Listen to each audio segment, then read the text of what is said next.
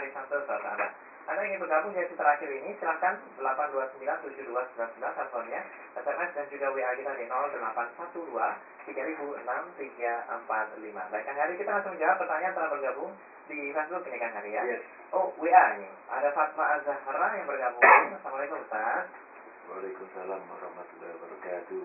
Ya. Gimana dengan anak kita yang masukin pesantren dari usia 7 tahun? Nah, kira-kira ini bagaimana mengajarkan semangat melayani ketika anak itu kita pondokkan? Baik, yang pertama sebelum kita memasukkan ke pesantren, kita perlu belajar tentang kurikulum apa yang diajarkan yang akan di sana, yang akan diajarkan di pesantren tersebut, sehingga kita bisa memesankan kepada anak untuk taat kepada semua peraturan yang ada di sana. Ketaatan itu bagian dari pelayanan, menghormati yang lebih tua, menyayangi yang lebih muda, taat kepada ulama, taat pada tata tertib, taat pada ulama sesuai di guru-guru pesantren di situ, dan lain sebagainya. Itu bagian dari pembelajaran. Nah, kuwi meneh pondok nurutoyo karo yaimu, nurutoyo karo ustadzamu, ustadzmu, dan lain sebagainya. Ini bagian dari bagaimana dia menjalankan kewajibannya sebagai santri yang baik. Yang kedua, pada saat berkunjung, apakah 1 bulan sekali atau tetap disampaikan, ditanya bagaimana keluarga bahagia dan lain sebagainya. Kemudian di sanalah kita komunikasi tentang bagaimana memberikan pelayanan yang terbaik. Cuma solole memang di santri itu ya sembarang itu ini, di perintah yai itu dan lain sebagainya. Nanti mereka semua ada masalahnya. Paling tidak kita lewat sebelum masuk tadi. Yang kedua adalah pada saat kita berkunjung, pada saat kontak dengan anak, komunikasi itu kita sampaikan. Karena salah satu bagian dari pelayanan adalah menjalankan tugas sebagaimana mestinya secara optimal.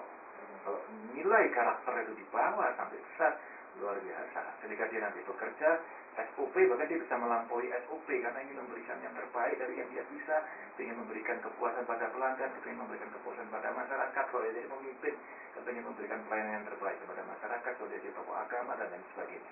Gitu.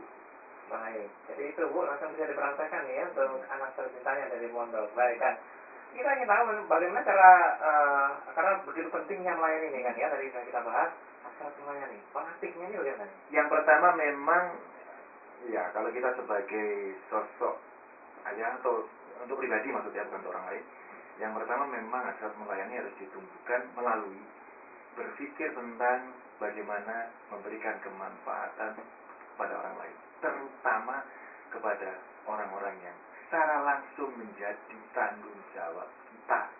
Kalau suami bagaimana memberikan pelayanan yang terbaik kepada istri dan anak-anaknya sesuai dengan kaidah-kaidah tanggung jawab yang baik tertulis maupun tidak tertulis. Surat nikah itu kan kalau tidak salah ada banyak aturan-aturan tata tertib, etika atau etik adab istri kepada suami kepada istri dan sebagainya. Jadi secara sederhana bertanggung jawab memberikan yang terbaik dari yang kita bisa untuk orang-orang yang menjadi tanggung jawab kita. Yang kedua, kita perlu yakin bahwa apa yang kita lakukan ini sebenarnya dalam rangka menjalankan perintah Allah secara individual, tanpa harus diceritakan sopo-sopo untuk melayani itu, memberikan pelayanan kepada istrinya, kepada anaknya, karena sopo-sopo. Yakin bahwa Allah bersama kita. Dan yang ketiga, kita perlu menambah pengetahuan, wawasan untuk menambah kesabaran kita agar lebih sayang kepada yang lebih tua dan lebih sayang kepada yang lebih muda dan menghormati yang lebih tua. Ini ditumbuhkan dalam diri kita. Berikan yang terbaik, yang paling kita bisa, supaya kita tidak menyesal di kemudian hari, supaya tidak ada ganjalan. Berikan yang terbaik melalui dasar pengetahuan. Karena itu cari tahu dengan ilmu pengetahuan, ngaji, dengarkan acara ini, baik acara-acara yang ada di FM dan lain sebagainya. Nah, yang kedua adalah bagaimana kemudian itu kita mengakui bahwa ternyata dengan memberikan pelayanan terbaik kepada anak-anak, setidaknya kita bisa mengendalikan dalam tanda kutip. Contoh, ketika kita negur anak kita, saya sering kali begini pada anak saya, tolong bantu sampai mari, beres Pak. Terutama sampai pada Ira dan Indi itu kalau teman-teman fotografer dan lain sebagainya datang jam 11, saya jam 10 itu kok. Saya nggak mau ada orang nunggu saya, Pak. Kok belajar sekondi dari Bapak? Bapak itu seminar peserta masih absen, Bapak foto-foto sampai dikira teknisi katanya. Iya. Benar. Gitu Saya ya. pernah nggak direken itu sama guru-guru, karena kan tampilan kan sederhana, ya kan? Terlalu sederhana katanya pemilik acara. Ya. Biasanya pernah udah rapi sumuk loh, ya kan?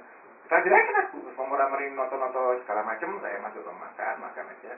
Baru setelah saya di depan apa, acara, ada saya jadi memperkenalkan, mereka baru tahu. Tak kira teknisi man, wah soroi gitu ya kan? Saya bilang sama anak baru jangan ada kan kamu harus memanita guru mono ya kan? Sudah gitu. Ya. Nah, sampai kepada Indira, saya tidak mau ada orang nunggu saya Pak. Ya, datang ke saya awal. Jadi dari situ sangat terpenting contoh kan. Iya, itu ada. Makanya tadi kan saya bilang pertama jadi kita diri dulu kalau kita sudah bisa tumbuh naluri memberikan yang terbaik dari kita bisa ngomong dengan anak itu. Kalau saya tidak mau, misalnya dia kita ngomong kasar balas, wah bapak mau. Lah bapak kan nggak pernah ngajari kamu teriak-teriak. Kamu kan nggak pernah teriak. Iya ya pak. Coba nawe deh. Kamu itu jangan teriak-teriak. Lah itu katanya warnanya. Ya. Ya. Jadi teladan dari akhirnya apa? dari pimpinan ya. Membuat anak-anak kita menjadi lebih so ngadeni panjenengan. Akrimu auladakum wa ahsinu atau margailah anak-anak dengan titik lah dihargai titik dengan cara memberikan penghargaan. Sehingga ketika anak kita tidak menghargai kita, katakan tidak pernah ngomong seperti itu. Nah, kamu dapat dari mana? Ya, tangis ya itu. Bahasa diceples.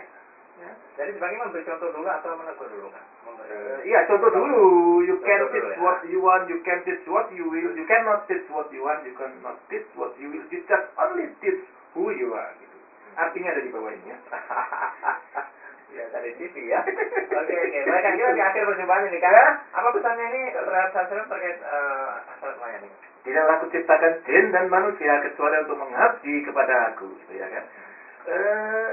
Pengabdian kepada Allah itu hanya bisa kita lakukan melalui pengabdian kita kepada sesama manusia, terutama orang-orang yang menjadi tanggung jawab kita melalui hasrat melayani. Berikan yang terbaik dari yang Anda bisa, maka yakinlah bahwa yang terbaik tadi akan berbalik kita puluhan kali lipat dari Allah Ta'ala.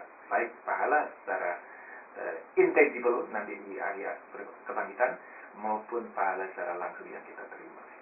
Citra diri kita meningkat, identitas diri kita dibedakan, dan Muslim makin berkibar internasional. Baik, luar biasa. Yes. Ini paling ini seminar apa motivasi, ya kan? Saya membayangkan audiensnya pada tepuk tangan. Iya, baik. tepuk tangan. Terima kasih nih Kang Ari. Terima kasih. Assalamualaikum. Waalaikumsalam warahmatullahi wabarakatuh. Ya, demikian sahabat perbincangan kami di program di Smart Muslim tadi bersama